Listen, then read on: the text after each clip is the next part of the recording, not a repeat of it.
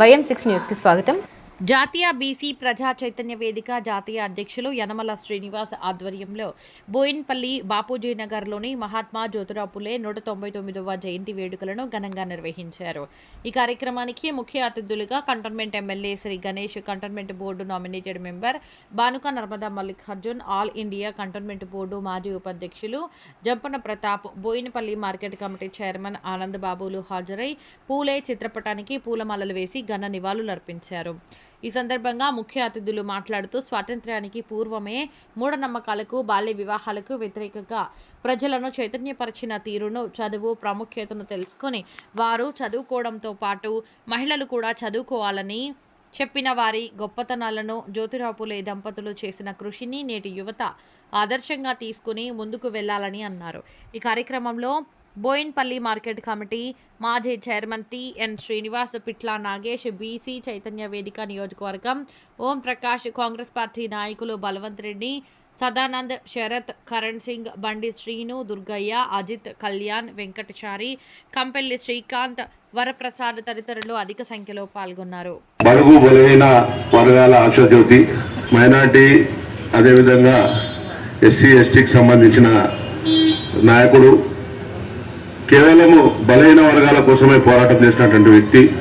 తన అడుగుజాడల్లో తప్పకుండా మేమందరం నడుస్తామని కోరుకుంటూ, అదేవిధంగా ఈ రోడ్డు ఎలివేటెడ్ క్యారిడార్ వల్ల రోడ్లు ఎక్కడెక్కడ ఎంతెంత వరకు పోతుంది అనేది అర్థం కాకుండా ఉంది. కాబట్టి మన జ్యోతిరావు పూలే గారి విగ్రహం లేట్ అవుతుంది.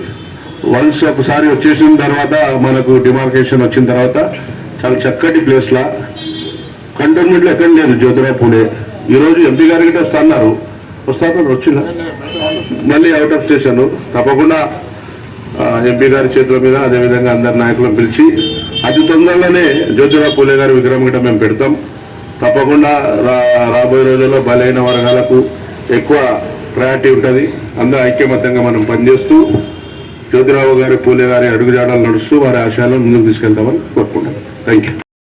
జ్యోతిరావు పూలే సందర్భంగా మనం అందరం కూడా ఇక్కడ ఈ యొక్క జ్యోతిరావు పూలే గారికి నివాళులర్పించి మరి యొక్క కార్యక్రమం బీసీ బంధు కోసం కానివ్వండి, అదేవిధంగా బీసీలు అనేది అందరూ కూడా ఐక్యతంగా ఉండి మరి రాబోయే రోజుల్లో మరి శ్రీనివాస్ అన్నగారు అన్నట్టు మనం ఒక కమిటీ హాల్ ఏర్పాటు చేసుకొని బీసీలకు ground floor, first floor, second floor మొత్తం అక్కడ అదేవిధంగా పేద పిల్లలకు చదువు చెప్పించడం కానివ్వండి.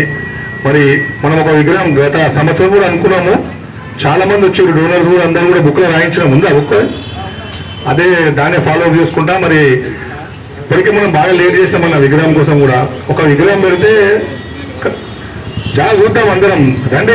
అంటే నేను ఎప్పుడు రమ్మని వస్తా, జాగ్రత్త దొరికితే ఇక్కడ తిరిగితే ఏమైనా దొరుకుతుంది. జోగా ఎన్ని జాగాలు ఎక్కడైనా తిరిగి రోడ్డు మీద పెద్ద ఎత్తున మనం పెట్టి వాళ్ళందరం కూడా అక్కడ కలిసి అందరం కూడా కూర్చొని మాట్లాడి మరి ఒక బీసీలను ముందుకు చేయాలంటే ఏ విధంగా మనం అందరం కూడా అందరినీ ముందుకు తీసుకెళ్లాలని చెప్పి మరి ఒక కార్యక్రమాన్ని నన్ను కూడా గత 10-12 సంవత్సరాలు పిలుస్తున్నారు. మరి నేను కూడా మీ అందరికీ కూడా ముందుండి ఏ కార్యక్రమం అయినా కూడా నేను ముందుంటే మీ అందరికీ తెలియజేసుకుంటున్నాను. జై తెలంగాణ. ఈరోజు జాతీయ బీసీ ప్రజా చైతన్య వేదిక ఆధ్వర్యంలో మరి మహాత్మా జ్యోతిరావు పూలే 199వ జయంతి పురస్కరించుకొని ఇక్కడ బీసీ మిత్రులందరూ కూడా, నా తోటి మిత్రులందరూ కూడా, బీసీ ప్రజా చైతన్య వేదిక మిత్రులందరూ కూడా ఇచ్చేసి ఇక్కడికి మరి ఎమ్మెల్యే శ్రీ గణేష్ గారు, అలాగే కంటోన్మెంట్ మరి బానుక నర్మదా మేడం గారు, మల్లికార్జున్ గారు, అలాగే జంపన్ ప్రతాప్ గారు, టిఎన్ శ్రీన్ గారు అందరూ కూడా నాయకులందరూ కూడా విచ్చేసి ఇక్కడికి ఘన నివాళులు అర్పించి కేకులు కట్ చేయడం జరిగింది.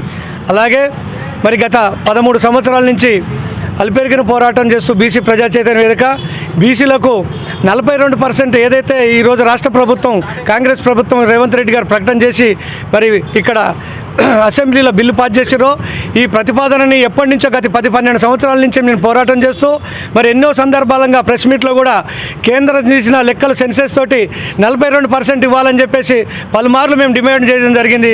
ఈ పలుమార్లు డిమాండ్ చేయడంతో మరి అది మా కృషి వల్ల కావచ్చు, మరి మన బీసీ సోదరులు, మా బీసీ నాయకులు, మరి కుల సంఘ నాయకులు ఎంతోమంది కృషి కావచ్చు, మా అందరి కృషి వల్ల 42% డిక్లరేషన్ ఇక్కడ రాష్ట్ర ప్రభుత్వం చేసింది. మరి కేంద్ర ప్రభుత్వం అక్కడ మరి 42 42% బిల్లును పాస్ చేయకుండా ఆపింది అక్కడ. మరి మేము ఒకటే డిమాండ్ చేస్తున్నాం కేంద్ర ప్రభుత్వాన్ని. ఈరోజు భారతదేశంలో అత్యధికంగా ఉన్న 60% ఉన్న బీసీలు మరి మేము కడుతున్న ట్యాక్సులతోటి ప్రభుత్వాలు, రాష్ట్ర ప్రభుత్వాలు కావచ్చు, ప్రభుత్వ ఆఫీసులు కావచ్చు, ప్రభుత్వ రంగాల్లో పనిచేసే వారు కావచ్చు, అందరూ మా కష్టంతో బతుకుతూ మేము ఒక ఉద్యోగం కష్టపెడితే మేము 60% ఉన్న మా 60%ని కుదించేసి 42 చేసి అయినా కానీ మేము ఒప్పుకుంటున్నాం. ఆ 42% కూడా ఖచ్చితంగా కేంద్ర ప్రభుత్వం బిల్లును పాస్ చేసి మాకు చట్టసభలో రిజర్వేషన్ కల్పించి మరి మా హక్కులు మాకు కల్పించి మా చట్టసభల్లో మాకు రిజర్వేషన్ ఇచ్చినట్టయితే ఈరోజు మాకు అన్ని పార్టీలు కూడా చిన్న చూపు చూస్తున్నాయి. బీసీలను ఓట్లు వేసుకొని ఓట్లు మావి సీట్లు వాళ్ళే అన్నట్టుగా ఎక్కడేషన్ ఒక్కడక్కడే ఉంది. మరి ఈరోజు కంటోన్మెంట్లో గత 13 సంవత్సరాల నుంచి రాష్ట్ర వ్యాప్తంగా తెలుగు రాష్ట్రాలలో పనిచేస్తున్న బీసీ ప్రజా చైతన్య వేదిక డిమాండ్ ఒకటే, ఈరోజు 42% ఖచ్చితంగా అమలు చేయాల్సిందే, మాకు రావాల్సిన వాట మాకు దక్కాల్సిందే, మేమెంతో మా వాటా మాకంత ఇవ్వాల్సిందే. అలాగే కంటోన్మెంట్లో కూడా మాకు ఒక బీసీ భవనం కావాలని చెప్పేసి మేము ఒక డిమాండ్ పెట్టాం.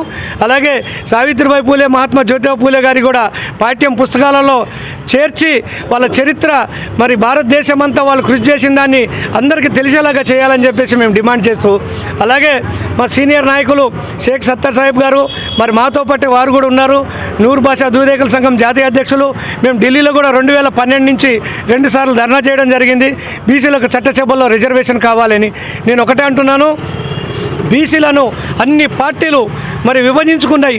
మరి ఏకతాటిపై పార్టీలు ఉన్న నాయకులందరూ బయటకు వచ్చి బీసీలకు ఖచ్చితంగా న్యాయం జరగాలంటే మరి అగ్గలకుల పార్టీల కింద మీరు పనిచేసిన రోజులు కట్టు బానిసలాగానే చూస్తున్నారు. కాబట్టి మీరందరూ కూడా ఏకతాటిపైకి వచ్చి ఒక పార్టీ నిర్మించుకున్నట్టయితే వడ్డించేవారు మనవారు పైన ఉంటే ఏ రాత్రి అయినా మన బుక్కడు బువ్వ మనకు దొరుకుతుందని చెప్పేసి ఈ సందర్భంగా తెలియపరుస్తున్నాను. మీరు అగ్రకుల పార్టీల కింద పనిచేసిన రోజులు ఈ అగ్రకుల పార్టీలు అనే అగ్ర కులాలు కాదు, అవి కూడా శూద్ర కులాలే. డబ్బున్న కులాలు, ఆధిపత్య కులాలు, భూమి ఉన్న కులాలుగా వాళ్ళు పిలిపించుకోబడ్డ కులాలే ఇవే. మనం కష్టంతోనే వాళ్ళు గద్దెనెక్కుతున్నారు. ఎన్ని రోజులు ఇక బానిసలాగా పనిచేద్దాము? మీరు అర్థం చేసుకొని బీసీలకు సమన్వయం న్యాయం చేయాలి.